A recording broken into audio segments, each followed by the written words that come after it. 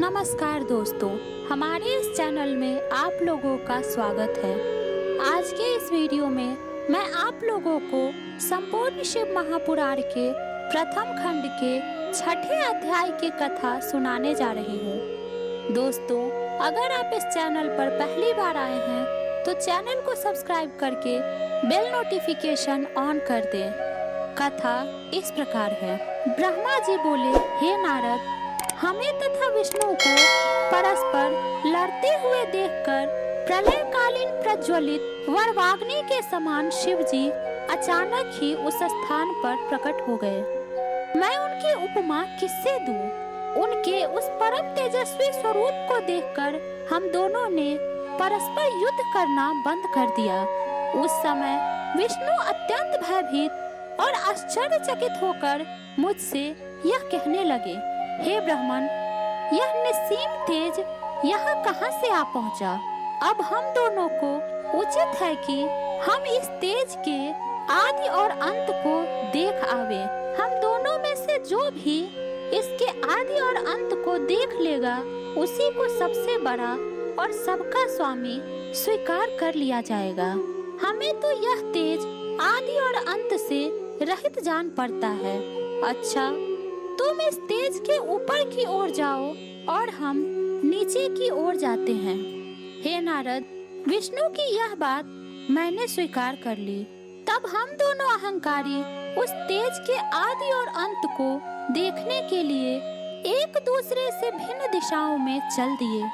हे पुत्र, जो कार्य अहंकार की अवस्था में किया जाता है वह कभी पूर्ण नहीं होता और उसका फल भी अच्छा नहीं मिलता। जब तक मनुष्य अहंकार को नहीं त्याग देता, तब तक उसका कार्य सिद्ध नहीं हो सकता। हमारे और विष्णु के इस चरित्र को जो मनुष्य प्रातः काल हाथ पांव धोकर ध्यान में लाता है, उसे इस लोक में सुख, आरोग्य तथा परलोक में श्रेष्ठ गति की प्राप्ति होती है। हे नारद, हम और विष्णु एक दिव्य सहस्त्र वर्ष पर्यंत उस दिव्य ज्योति के आदि और अंत को ढूंढते रहे, परंतु हम दोनों में से किसी को भी उसका कुछ पता न चला। अस्तु, हम निराश होकर अपने स्थान को लौट पड़े। परंतु तभी एक आश्चर्य की बात हुई कि जिस स्थान से हम चले थे वह हमें बहुत ढूंढने पर भी कहीं दिखाई नहीं दिया। अतः हमें 1,000,000 दिव्य वर्षों का समय अपने पहले स्थान पर ढूंढने में लग गया।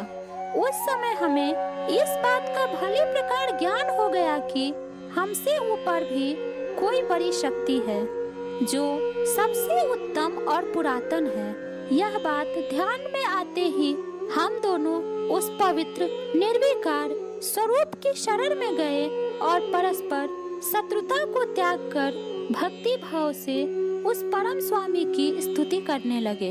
हम दोनों की उस प्रार्थना को सुनकर यह आकाशवाणी हुई, हे ब्रह्मा तथा हे विष्णु, तुम दोनों योग साधन करो। हे नारद, उस आकाशवाणी को सुनकर हम दोनों ने योगाभ्यास करते हुए उस आलक्षित स्वामी की स्तुति में इस प्रकार कहना आरंभ किया, हे स्वामी, हम दोनों ने आपकी माया के वशीभूत होकर अपने को सृष्टि का उत्पन्न करता समझ लिया था। अब हम अभिमान को त्याग कर आपको दंडवत करते हैं। आप हमें अपना सेवक जानकर कृपा कीजिए और प्रकट होकर हमें अपना दर्शन दीजिए। जिस समय हम लोग इस प्रकार स्तुति कर रहे थे, उसी समय हम दोनों को गूढ़ शब्दों में किसी ने कुछ प्रेरणा दी, परंतु हम उसके तात्पर्य को नहीं समझ पाए। अब हमने दंडवत करते हुए पुनः यह प्रार्थना की कि हे प्रभु, हमारे सम्मुख साकार रूप में प्रकट होकर आप दर्शन दे, क्योंकि आपकी गूढ़ प्रेरणा को समझने में हम दोनों ही असमर्थ हैं। हमारे इस प्रकार कहते ही भगवान सदाशिव ने साक्षात प्रकट होकर हमें अपना वह स्वरूप दिखाया जिसके दर्शन पाकर संपूर्ण संसार मोहित हो जाता है। तदुपरांत प्रणव अर्थात ओमकार प्रकट हुआ। भगवान सदाशिव की माया जानने में असमर्थ होने के कारण हम उसे भी समझने में असमर्थ रहे। कुछ देर पश्चात जब उस प्रणव के 4 भाग हुए और उसके भीतर से सगुण स्वरूप भगवान त्रिशूल पाणी प्रकट हुए, उस समय हमने यह समझा कि इस प्रणव के जो आकार, उकार और मकार अक्षर है, उसके नाद तथा बिंदु का यह अर्थ है कि पहला अक्षर अर्थात आकार लिंग की ज्योति है, दूसरा अक्षर उकार उस ज्योति का मध्य है, जो आधी मात्रा नाद स्वरूप है वह उस लिंग ज्योति का मस्तक है, जो बिंदु है वह संपूर्ण लिंग का ज्योति स्वरूप है। उसका वर्णन अन्य प्रकार से इस प्रकार किया जा सकता है कि आकार से ऋग्वेद, उकार से यजुर्वेद, मकार से सामवेद, नाद से अथर्ववेद तथा बिंदु से ब्रह्म विद्या का स्वरूप बना है। वह इस संपूर्ण सृष्टि में सर्वोत्तम है, उसी को वृषातन कहा जाता है। उसी प्रणव में तीनों लोकों की स्थिति है, वह कभी नष्ट नहीं होता। ब्रह्म से लेकर तृण पर्यंत सभी जीव तथा वस्तुएं उसमें स्थित रहती है। ढूंढने पर भी प्रणव के लिंग को प्राप्त नहीं किया जा सकता। चारों वेद तथा 18 पुराण भी उसके भीतर विद्यमान हैं। हे नारद, वेद भगवान सदाशिव को प्रणव रूप कहते हैं। वे शिव जी अपने दाहिने अंग आकार द्वारा सृष्टि की उत्पत्ति करते हैं एवं बाएं अंग ओकार द्वारा उसका पालन करते हैं। प्रणव रूप शिव के हृदय में जो मकार है, उससे प्रलय का प्रादुर्भाव होता है।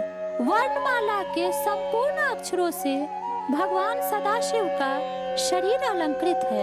इन अक्षरों से अलंकृत श्री शिव जी का जो शरीर है, उसका स्मरण करने से अत्यंत प्रसन्नता की प्राप्ति होती है। मैंने और विष्णु ने सदाशिव का जब यह प्रणव रूप देखा तो अत्यंत प्रसन्न होकर हाथ जोड़कर उन्हें दंडवत की तथा हम दोनों ही उनकी बहुत प्रकार से स्तुति करने लगे।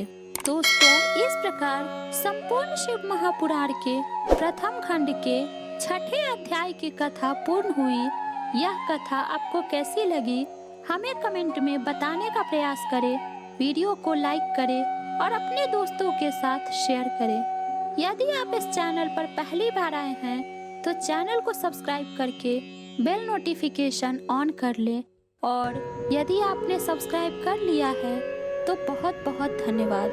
दोस्तों, इस चैनल पर प्रथम खंड के इससे पहले के सभी अध्यायों की कथा उपलब्ध है। धन्यवाद।